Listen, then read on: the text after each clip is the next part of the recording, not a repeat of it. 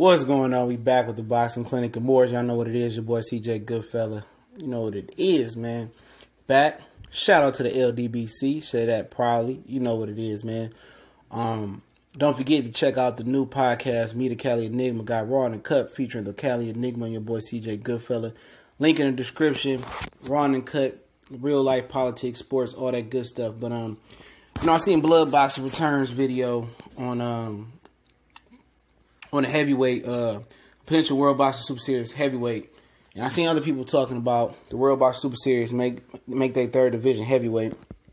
I think part of that is because they was going to do cruiserweight. Again, that was a rumor.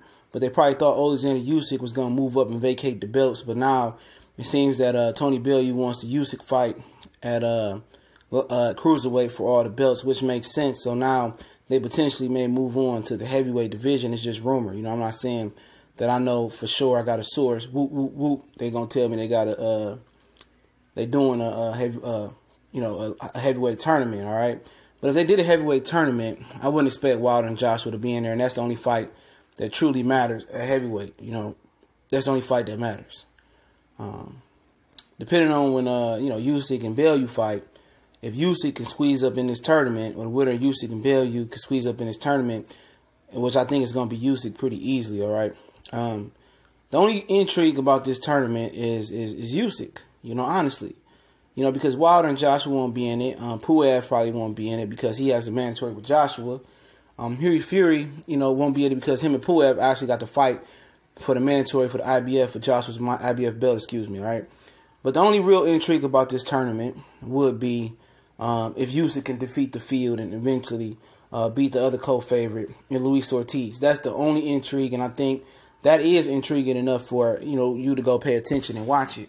I think that's intriguing. And Adam Milwaukee, he's good, and also to see if Big Baby Miller can compete with upper echelon opponents. I think this is the best field that could be possibly made outside of the Anthony Joshua, Deontay Wilder, and a few of the mandatories that I know won't be in there. Right.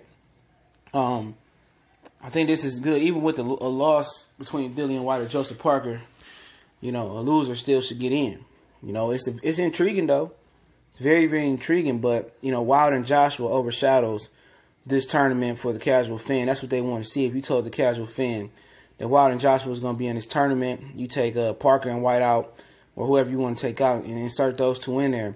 This tournament actually, gets a lot of cachet. I think it gets a network deal. I think it gets on Showtime or CBS or HBO. And I think it raises the profile. Easily.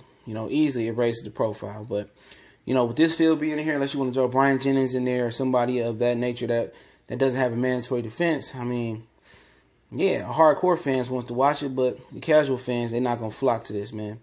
And like I said, I got another video about Usyk coming up. But like I said, it's intriguing, though.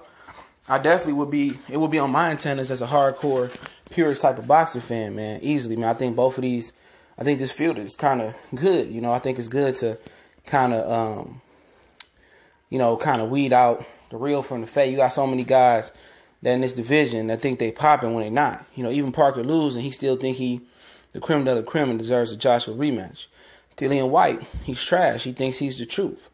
Big Baby Miller talks a good game. He thinks he's the truth. Most people think he trash. Adam Milwaukee, I like him. He's in my top 5 heavyweights. Like it or not, why not?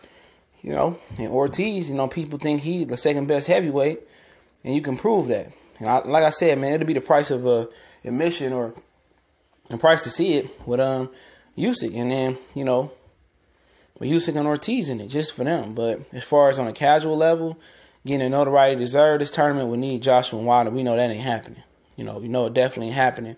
But this field is damn near good, even though it won't be no belts involved. So I don't know. They had to up the stakes. They can't pay them the same money they paid the little man. Some other weight classes in the cruiserweights and the junior bantamweights and the junior welterweights. They're gonna have to raise the money, because it ain't no belts in there. And maybe getting in writing or something, they can get them a title shot. I don't know what they have to do, but it's gonna be tough trying to make this tournament reality with no belts, you know what I'm saying? And then, the budget. The budget is going to have to be bigger. They have to find better funding to get these guys all in the ring. You know, because all these guys, you know, arguably could be in position for Anthony Joshua or Deontay Wilder. You know, Dillian White is rated high up there. You know, he got to fight a title limiter. He could be Deontay Wilder. He got a close working relationship, with 5x5 working relationship with Eddie Hearn and Matchroom. You know what I'm saying? Nonaki, he worked with Al Heyman, so Al Heyman can get him a Deontay Wilder fight.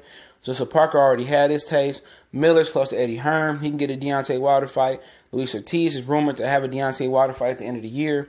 And Usyk, you know, I got some news coming about him as well, about Eddie Hearn.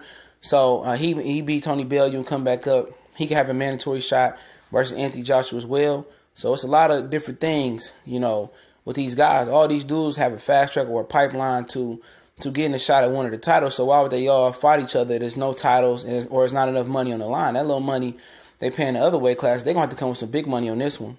And your return might not be good because if you invest a lot of money into these guys, none of these guys are real known, you know, across the U.S. TV pay-per-view, across the U.S. TV market. So something to think about. It'd be nice, you know. But like I said, a lot of these guys got, you know, direct lines or good chances at fighting one of the big two, Joshua or Wilder, right?